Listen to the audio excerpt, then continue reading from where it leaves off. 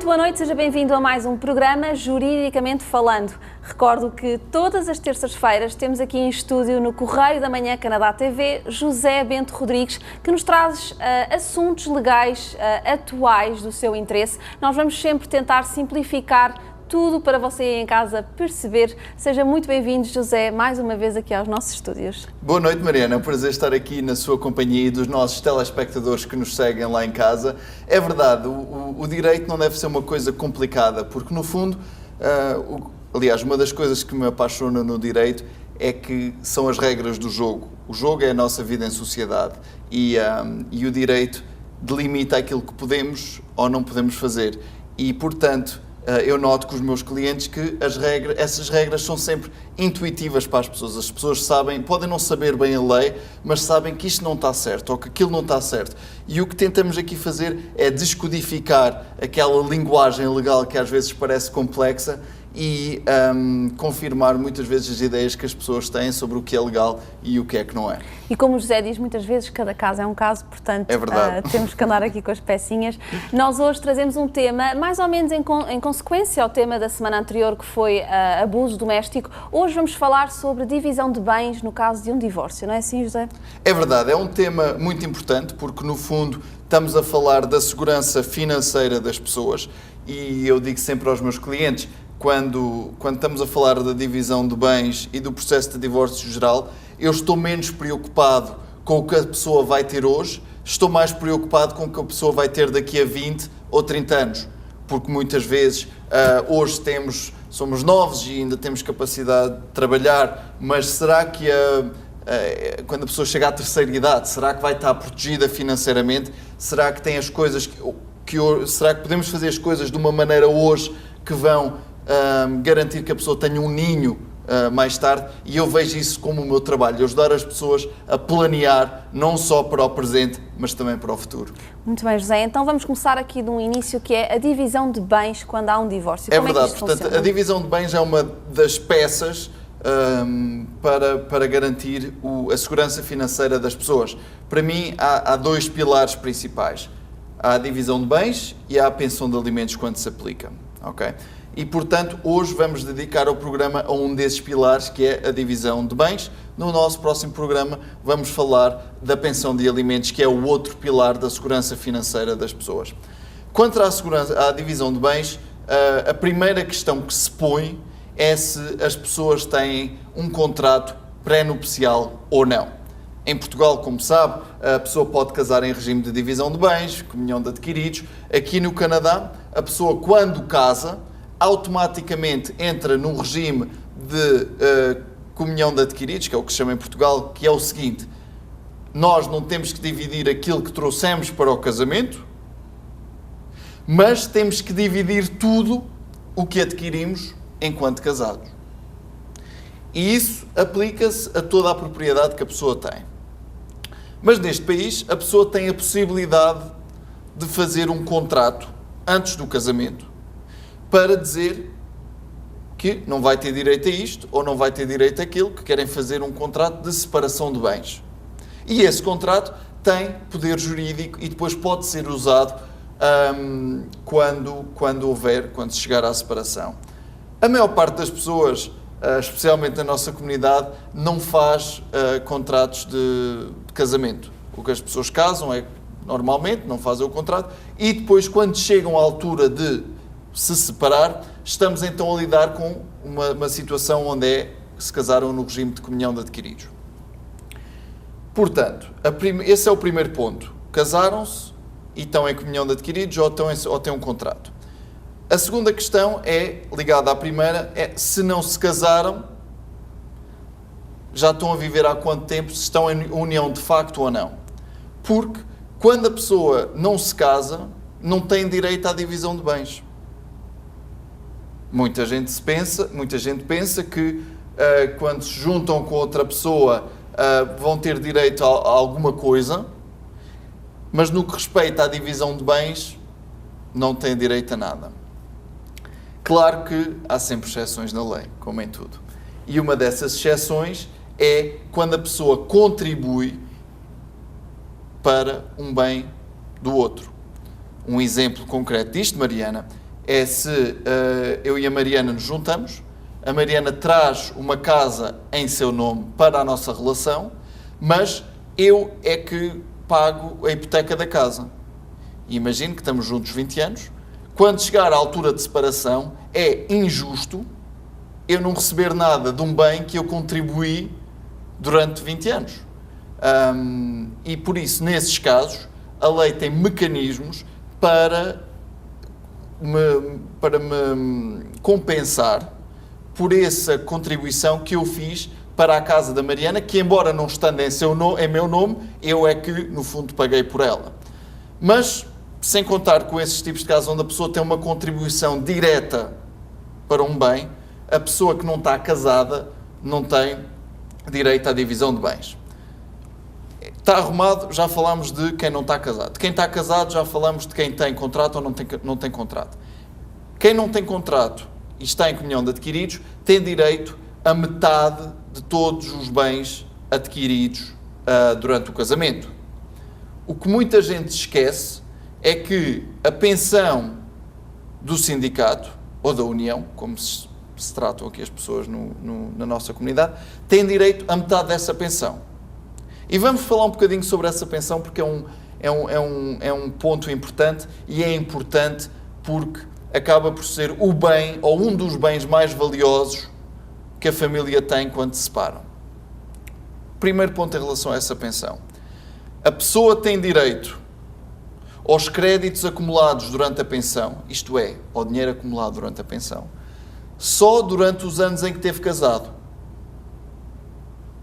Portanto, voltando ao nosso exemplo, se nós estivéssemos casados e se eu tivesse acumulado a pensão durante 30 anos, mas nós só tivemos casados 10, ora, a Mariana só teria direito a 10 anos, à divisão de 10 anos desses 30 anos que tivemos juntos. Se foram os 30 anos, então tem direito à divisão da pensão. Ponto 2. Em pensões de 30, 20 anos, muitas vezes estamos a falar de 500, 600 mil dólares de valor. Portanto, não é uma coisa insignificativa, é um bem fundamental. 600 mil dólares que têm que ser divididos. Ora, essa divisão, como é que é feita? Se a pessoa tem uma pensão, também ela, a pensão transfere diretamente uma percentagem, e já vamos falar daqui a bocado qual é que é essa percentagem, e não é necessariamente 50%, mas a união transfere diretamente para a união de quem recebe, para o sindicato de quem recebe, uma percentagem da pensão. O que acontece na maior parte das vezes na nossa comunidade é que uma pessoa tem sindicato, pensão do sindicato, a outra não tem. E nesses casos, o que se faz é abre-se uma conta de investimento, chama-se Lira, mas há outras opções, mas a maior parte das vezes há-se uma conta de investimento, na qual se transfere a percentagem para essa conta. E a pessoa que recebe esse dinheiro, na maior parte das vezes só pode receber esse dinheiro, só pode ter acesso a esse dinheiro da pensão quando se reformar também. Ok? Portanto, não tem necessariamente acesso completo ao dinheiro, mas quando se reformar pode então ter acesso a esse dinheiro. E isso é bom, porque cria um pé de meia. É a tal segurança financeira que eu lhe estava a falar, não hoje, mas daqui a 20 anos, daqui a 30 anos, quando se reformar. Que dá muito jeito, porque a pessoa tem tendência a gastar o dinheiro quando o recebe. Só quero fazer aqui um pequeno à parte, que quem recebe esse dinheiro através dessa lira, desse fundo de investimento, pode ter acesso, e isto é um ponto à parte, mas pode ter acesso até 50% se fizer certas coisas. Não quero entrar muito detalhado para não criar confusão, mas há maneira de aceder a parte desse dinheiro, mas não é a quantia total. Pronto, falamos como o dinheiro é dividido. Outro ponto essencial na pensão é que a divisão da pensão é feita de maneira completamente diferente se a pessoa já se reformou, isto é, se o pensionista já se reformou ou se ainda não se reformou. Se o pensionista não se reformou, a pessoa tem direito àquele pagamento que eu tenho estado a falar, que é uma percentagem, 30%, 40%, 50%, transferido. Se a pessoa já se reformou, a pessoa que vai receber a pensão, isto é, exato, a mulher, neste caso, na maior parte dos casos, não tem direito a esse pagamento em bruto. O que tem direito é uma divisão dos pagamentos mensais que o pensionista vai receber. Trocar isto por miúdos. Eu já estou reformado, estamos casados, você decide se divorciar de mim e eu acumulei $500.000 na minha pensão, o que me dá direito a uma mensalidade de $3.000. Ora, a Mariana não iria receber 250 mil para a sua conta de investimento, o que iria receber era, se a divisão fosse a 50%, iria receber $1.500 por mês na sua conta e eu iria receber $1.500 por mês na minha. Portanto, a divisão é feita dessa maneira, não é feita no total. Uma mensagem lá para casa, geralmente, é mais favorável para a mulher separar-se antes do marido se reformar do que depois. E havemos ter um episódio sobre pensões que eu vou discutir isto, mas por enquanto chega lá para casa, que traz geralmente mais vantagens fazer isso antes, separar-se antes do que depois. Portanto, falámos aqui desses 3 pontos essenciais da pensão, como é pago, quando é pago, e o quarto ponto é quem é que avalia a pensão? Como é que chegamos a esse valor? E há aqui uma ideia que a pessoa recebe, quem tem uma pensão recebe uns statements, uns extratos anuais sobre o valor da pensão, sobre o que pensam que é o valor. Mas esse não é o valor da pensão. Portanto, lá para casa, esqueçam, aquilo que recebem anualmente em casa não é o valor da pensão. O valor da pensão tem que ser pedido, o valor da pensão é fornecido pela pensão. Os advogados escrevem uma carta ao fundo da pensão a dizer, ok, esta é a data de casamento, esta é a data de separação, por favor, pensão, dê-nos o valor da pensão. Eles demoram 2, 3 meses, a pessoa paga por volta de $600 e depois recebemos uma carta no correio da pensão, aquilo é um maço deste tamanho, a dizer, ok, este é o valor da pensão, a pensão no total, este é o valor que a mulher poderá eventualmente ter a direito, porque lembre-se, Mariana, que ela só tem direito à porção que acumulou durante o período em que eles estavam casados, e depois tem uma parte a explicar quais são as opções disponíveis para a mulher para a divisão da pensão. Essas opções variam consoante o sindicato que tiver a fornecer a pensão, mas são explicadas neste documento. Portanto, eu não quero ser cansativo lá em casa, eu começo a falar disto, não paro. Portanto, mas a ideia é que temos várias opções e não é as pessoas que pensam que sabem o valor da pensão, porque na maior parte das vezes estão completamente erradas. A pensão é que dá o valor da pensão. Já falámos da pensão, diga, desculpa. José, nós já voltamos então com este assunto. Nós hoje falamos sobre a divisão de bens num caso de divórcio. Não perca já a seguir a continuação da nossa conversa. Até já. Estamos de volta ao Juridicamente Falando, o programa onde discutimos com o advogado José Bento Rodrigues os assuntos legais que estão na atualidade a fazer realmente muita pressão na sociedade. Nós hoje falamos sobre a divisão de bens, quando há um caso de divórcio. Já falámos de várias coisas, uma delas as pensões, mas quando falamos em divórcio, o grande bem que nós às vezes queremos dividir é a casa. Como é que isso funciona, José? É verdade, a casa é um bem interessante, a casa de família. A casa é um bem interessante porque primeiro tem vários tratamentos.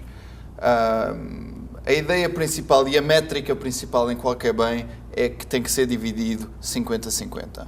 Portanto, a casa, se for a casa da família, okay, tem uma proteção especial que é a pessoa tem o direito ou a possibilidade ou o direito de continuar na casa até o processo estar resolvido. Portanto, mesmo que a casa esteja só no nome de um e não no nome de outro, a pessoa, o dono da casa, não tem o direito de pôr a outra pessoa fora de casa porque é a casa da família, mesmo que a casa esteja só em nome dele.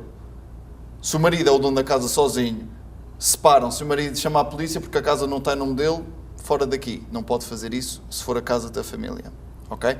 Portanto, a casa da família é o bem mais importante que as pessoas, muitas vezes que as pessoas têm, e cria-se uma certa dificuldade quando um quer vender ou o outro não quer vender. Em última análise, as casas, toda a propriedade, se não se chega a um acordo, tem que ser vendida. As pessoas podem escolher comprar a parte do outro, continuar na casa. Há um leque imenso de opções disponíveis para as pessoas. Se não se chega a acordo, a casa é posta no mercado, vai à venda, o que se receber divide-se pelos dois, ponto final. Agora, há sempre uma exceção. E a exceção é quando há crianças envolvidas e, por uma razão ou outra, não é nos melhores interesses das crianças, e eu volto sempre a isto, porque isto é um dos pilares do nosso sistema jurídico de direito de família, quando não é nos melhores interesses das crianças pôr a casa à venda. Isto é, se as crianças não vão ter outro sítio para ir ou qualquer coisa. Aí, nesse tipo de situações, pode-se aguentar a casa por mais um tempo até ser possível vendê-la e sem ter um grande impacto nas crianças. Mas, na maior parte das vezes, esse não é o caso. Na maior parte das vezes, ambas as partes querem pôr a casa à venda, receber o dinheiro e ponto final. Mas cria conflito e é, de facto, um bem bastante importante. Em relação aos outros bens que falámos, são divididos pelos dois, mas não é vai-se vender isto, vai-se vender aquilo, vai-se vender o outro e depois divide-se. Não. O que se faz é o seguinte: os advogados pedem aos seus clientes para fazerem uma declaração dos bens que têm. Essa declaração dos bens discrimina tudo o que um tem e tudo o que o outro tem. Esses bens que têm que ser contabilizados não é só a casa e a pensão. Carros, coisas na casa, micro-ondas, frigorífico, ouros, joias, coisas. Tudo o que a pessoa tem que pôr naquela declaração de rendimentos. E no fim da declaração de rendimentos ser calculada, ou ser feita, soma-se os números todos e chega-se a um número final. Imagino que uma pessoa tem $1 milhão. E a mulher vai fazer o mesmo, vai juntar os bens todos que tem. Os bens que são dos dois, por exemplo, a casa de família, se tem nome dos dois, ele mete metade na declaração dele, ela mete metade na declaração dela. Chega ao fim e a mulher imagina que chega também com $1 milhão. Nesse caso, como têm os dois a mesma quantia de bens, nenhum tem que pagar nada ao outro, porque não há bens para dividir, porque os dois saem do casamento com a mesma quantia de dinheiro ou de bens. Isto para dizer, eu estou a explicar isto porque muitas vezes as pessoas pensam, por exemplo, eu tenho um carro no meu nome, eu não quero vender o carro. A pessoa não é obrigada a vender o carro. O que a pessoa tem que dividir não é o carro, mas sim o valor do carro. O valor das coisas. Não somos obrigados a vender coisas, o que temos que fazer é dividir o valor dessa coisa. Portanto, é um exercício fácil. Se a mulher tem $2 milhões de bens e o marido tem $1 milhão, a diferença entre 2 milhões e 1 milhão é 1 milhão, e metade de 1 milhão são 500 mil. Por isso, o marido recebe 500 mil, que a mulher vai pagar, e acabam os dois com $1,5 milhão. E a mulher tem que lhe pagar em dinheiro ou pode lhe dar bens também? Isso é uma boa pergunta. Os dois, em última análise, tem que ser dinheiro, mas muitas vezes concordam, ok, eu dou-te metade da casa e assim já ficamos feitos. Na maior parte das vezes não é... Na maior parte das vezes, aliás, é em dinheiro, mas muitas das vezes o que acontece é que um compra metade do interesse do outro para colmatar neste caso, este $500 mil que tem que ser pago de um ao outro. Mas o exercício é esse, em termos de divisão de bens que nós fazemos, é calcular, e a pergunta que se mete muitas vezes é, e se eu não declarar os bens do outro? Desculpa, e se eu não declarar os bens que tem? Ponto 1. A pessoa tem a obrigação legal de fazer essa declaração. E parte dessa declaração é extratos de contas bancárias, a declaração de rendimentos à Canada Revenue Agency, declarações de impostos, declarações de casas, que, portanto, têm que dar documentos. E o que nós achamos, ou o que eu tenho vindo a perceber, é que descobre-se muito pelas contas bancárias. Segue o dinheiro a encontrar a resposta. E, portanto, embora possa acontecer, é pouco comum, porque, primeiro, quem vive com uma pessoa há 20 anos, ou 15 anos, ou 10 anos, na maior parte das vezes tem conhecimento dos bens que existem. Segundo, mesmo que não tem, há mecanismos, há contas bancárias que se pode ir atrás 3, 5, 6 anos e pedir os extratos dessas contas todas para perceber onde é que os dinheiros estão a ir. E terceiro, as pessoas têm advogados que estão treinados a analisar essas declarações de rendimentos e a perceber onde é que as coisas, a bota não bate com a perdigota, não é? Portanto, esse é o nosso trabalho e estamos aí para isso. O que vemos também muitas vezes, especificamente na nossa comunidade, é empresas de construção que trabalham a cash, que não declaram muitos dos rendimentos e que em papel parece que só valem X, mas o valor real da empresa é muito mais alto. E nesses casos, nós, como advogados, temos profissionais de avaliações, avaliadores, que não se vão seguir necessariamente pelas declarações de impostos da companhia ou pelos bens que a companhia aparenta ter, mas têm mecanismos para deduzir o valor que essa companhia deve ter. E, por lei, o juiz depois pode dizer que a companhia vale X e não aquilo que a pessoa tinha declarado da primeira vez. Portanto, a mentira também tem perna torta no direito e se a pessoa é apanhada numa mentira, depois perde a credibilidade perante o juiz, perde a credibilidade perante o outro advogado e o processo torna-se geralmente mais caro para essa pessoa que está a tentar enganar o outro e as consequências podem ser devastadoras a nível financeiro. Claro, José, e neste caso então estamos a falar de divisão de casais que se casaram sem aquele tal contrato inicial. No caso de haver o contrato, existem bens que não fazem parte desta divisão, não é? Exatamente. Portanto, quando estamos a calcular os bens da pessoa, quando estamos a fazer, que eu lhe estava a explicar, aquele formulário que nós temos onde somamos tudo, há uma parte que diz quais são os bens que são excluídos desta divisão de bens. Heranças. A herança é geralmente um bem que é excluído, que não faz parte da divisão de bens. Portanto, isso foi ainda bem que trouxe isso à baila, porque isto também queria dizer isso às pessoas. O outro é bens que foram excluídos por um contrato de casamento, que foi o que acabou de falar agora, Mariana. Portanto, se a pessoa diz que a casa, aliás, que a casa de férias não entra na divisão de bens, depois o valor da casa de férias vem nesse quadro como um valor excluído que se subtrai daquele $1 milhão que a pessoa tem para dividir. Portanto, isto é um bolo e a gente tem que decidir o que é que faz parte do bolo, o que é que não faz e no bolo final dividi-lo pelos dois. E voltando agora por um ponto final nesta questão, voltando à pensão, a pensão não é dividida necessariamente 50%, porque imagine que a pessoa tem uma pensão que vale $500 mil e a mulher é dona sozinha da cottage, da casa de férias da família, que também vale $500 mil e de resto tem tudo na mesma, um compensa o outro. E nesse caso o marido ficaria com a sua pensão sem se tocar e a mulher ficaria com a sua casa de férias sem tocar.